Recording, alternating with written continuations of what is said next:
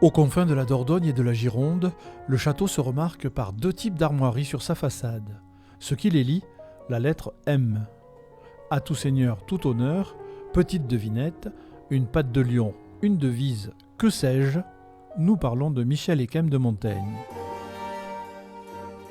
Dans sa tour, le philosophe passera pratiquement 10 ans de sa vie pour rédiger les essais. Montaigne donc a écrit les essais ici, dans cet endroit, lorsque il pensait les essais, lorsqu'il il avait aussi quelqu'un à qui il dictait. Et donc Montaigne déambulait dans cette librairie et s'inspirait de ces sentences grecques et latines pour écrire les essais. Sentences tirées de l'écriture sainte ou maximes grecques du scepticisme antique de Socrate, Montaigne travaillait sans cesse. Dans cette autre pièce, il rédigeait, entouré de ses peintures murales. Montaigne a connu évidemment ce lieu tel que vous le voyez derrière moi.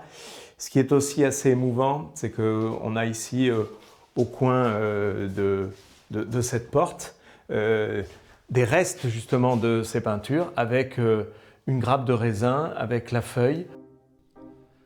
Retour à la lettre M, comme Magne, Pierre, de son prénom. Changement d'époque, cap sur le 19e siècle.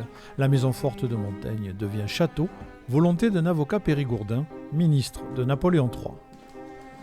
En 1860, il y avait à l'époque encore la maison forte du Moyen-Âge.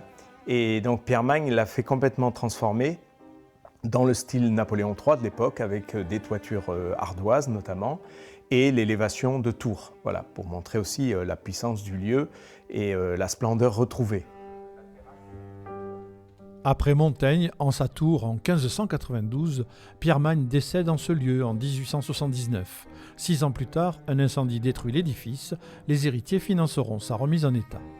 Ils ont fait le choix de raser toute cette partie incendiée pour la reconstruire, non pas à l'identique, mais dans un style néoclassique, néogothique. Pour en savoir plus, le château de Montaigne est ouvert à la visite tous les jours.